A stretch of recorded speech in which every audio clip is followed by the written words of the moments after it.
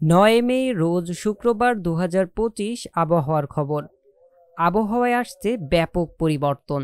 দেশের মধ্যে চলমান তাপপ্রবাহ আরও বাড়তে পারে। দেশের বিভিন্ন জেলায় তাপপ্রবাহ উঠে যেতে পারে ৪০ থেকে ৪১ ডিগ্রি সেলসিয়াসের ঘরে। এতে জনজীবনে নেমে আসবে চরম ভোগান্তি। এই তাপপ্রবাহের মাঝেই দেশের বিভিন্ন অঞ্চলে হতে পারে বজ্রসহ বৃষ্টি। তবে একদিক থেকে স্বস্তির বিষয় হলো কৃষক ভাইয়েরা এই সময় রৌদ্রের কাজ করে নিতে পারবে। কতদিন থাকতে পারে এই তাপপ্রবাহ বা বৃষ্টিহীনতা, আর কবে থেকেই শুরু হবে বৃষ্টি? এদিকে আবহাওয়ার এক সূত্রে জানা গিয়েছে, বঙ্গোপসাগরে তৈরি হচ্ছে একটি ঘূর্ণিঝড়, যেটির নাম হবে শক্তি। ঘূর্ণিঝড়ের প্রভাবে নিম্নচাপটি কবে থেকে শুরু হতে পারে? এছাড়াও পরবর্তী ৭ দিনে বাংলাদেশের ৮টি বিভাগের ৬৪টি জেলাসহ ভারতের পশ্চিমবঙ্গ, ত্রিপুরা, আসাম ও উত্তরের রাজ্যের আবহাওয়া পরিস্থিতি কোথায় কেমন থাকতে পারে? এছাড়াও আগামী ২৪ থেকে ৪৮ ঘন্টায় আবহাওয়া পরিস্থিতি কোন কোন জায়গায় কেমন থাকতে পারে সরাসরি দেখিয়ে দিব আপনার জেলার আবহাওয়ার পূর্বাভাসটি। তাই ভিডিওটি একদম স্কিপ না করে সম্পূর্ণ দেখবেন। আর হ্যাঁ, আপনি আমাদের ভিডিওটি এই মুহূর্তে কোন জেলা থেকে দেখছেন নিচে কমেন্টে জানান। চলুন শুরু করি ৯ মে রোজ শুক্রবার ২০২৫ আবহাওয়ার বার্তা। গত কয়েকদিনের মতন স্যাটেলাইট ইমেজ থেকে আপনারা দেখতে পাচ্ছেন, সকাল থেকে তীব্র রোদে পোড়ানোর পর দুপুর হতে হতে দেশের মধ্যে মেঘ জমতে শুরু করেছে। সেই সাথে আমরা দেখতে পাচ্ছি ভারতের পশ্চিমবঙ্গের দিক থেকে একটি মেঘ বাংলাদেশের দিকে ঢুকছে। এই মেঘটির ফলেই আমরা দেখতে পাচ্ছি বাংলাদেশের বেশ কিছু জায়গায় আজ বজ্রসহ বৃষ্টিপাতের সম্ভাবনা রয়েছে। বিশেষ করে ঢাকা বিভাগের মাদারীপুর থেকে শুরু করে ফরিদপুর, এদিকে ঢাকা, মুন্সিগঞ্জ, এদিকে নরসিংদী, ব্রাহ্মণবাড়িয়া, নগরপুর সহ সিলেট বিভাগের মৌলভীবাজার, সিলেট, এদিকে কিশোরগঞ্জ, কাপাসিয়া এই সকল জায়গায় বজ্রবাহী মেঘ দেখা যাচ্ছে।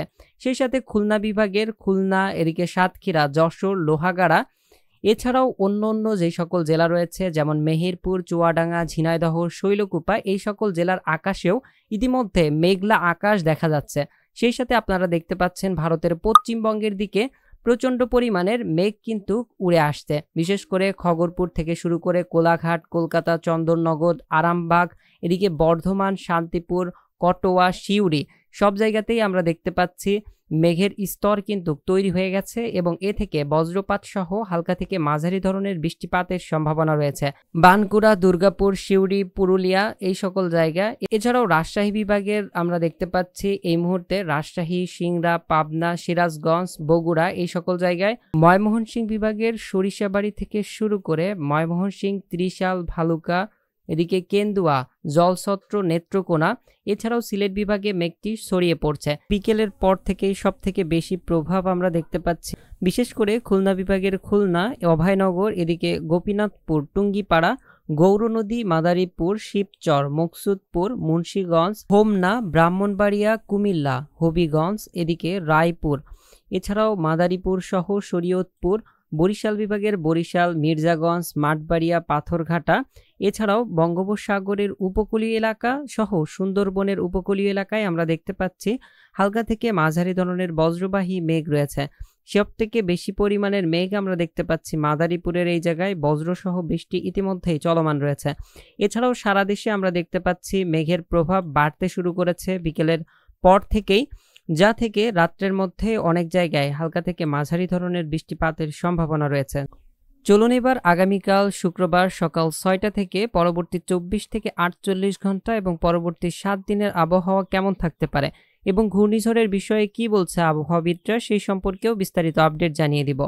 মেঘমালা মোড় থেকে শুক্রবার সকাল ৬টার দিকে আমরা দেখতে পাচ্ছি চট্টগ্রাম সহ বরিশাল, খুলনা, ঢাকা এবং রাজশাহী বিভাগে কিছুটা আংশিক মেঘলা আকাশ দেখা যাচ্ছে, কিন্তু সকালের পর বেলা বাড়তেই এই মেঘ কেটে যাবে এবং 10টার দিকে আমরা দেখতে পাচ্ছি এই মেঘটা ঢাকা বিভাগের কিছু অঞ্চল সহ সিলেট বিভাগ এবং ময়মনসিংহ বিভাগের দিকে অবস্থান করছে।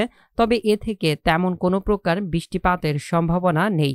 এরপর বেলা 11টা থেকে শুরু করে দুপুর 1টা পর্যন্তও তেমন কোনো প্রকার বৃষ্টিপাত বা মেঘের সম্ভাবনা দেখা যাচ্ছে না। তবে দুপুর 1টার পর আমরা দেখতে পাচ্ছি দক্ষিণ অঞ্চল অর্থাৎ বঙ্গোপসাগরের উপকূলীয় এলাকা খুলনা বিভাগ সহ বরিশাল বিভাগের উপকূলীয় এলাকাগুলোতে কিছুটা বজ্রবাহী বৃষ্টির পরিমাণ বাড়তে পারে এবং সেখানে কিছুটা হালকা থেকে মাঝারি বৃষ্টির সম্ভাবনা রয়েছে। এছাড়া অন্যান্য জেলায় আমরা দেখতে পাচ্ছি দেশের আকাশ কিছুটা আংশিক মেঘলা আকাশ সহ প্রধানত শুষ্ক থাকতে পারে। সেই সাথে তীব্র তাপপ্রবাহ কিন্তু চলমান থাকবে। আগামীকাল সকাল থেকেই আমরা দেখতে পাচ্ছি দেশের তাপমাত্রা প্রায় ৩৯ থেকে ৪০-এর ঘরে উঠে যেতে পারে। বিশেষ করে সবথেকে বেশি তাপপ্রবাহ চলমান থাকতে পারে ভারতের পশ্চিমবঙ্গ সহ রাজশাহী বিভাগ, খুলনা বিভাগ সহ ঢাকা বিভাগ এবং রংপুর বিভাগে। এছাড়াও ময়মনসিংহ, চট্টগ্রাম এই সকল জায়গায়ও কিন্তু প্রায় ৩৭ থেকে ৩৮ ডিগ্রি সেলসিয়াস পর্যন্ত তাপমাত্রা উঠে যেতে পারে।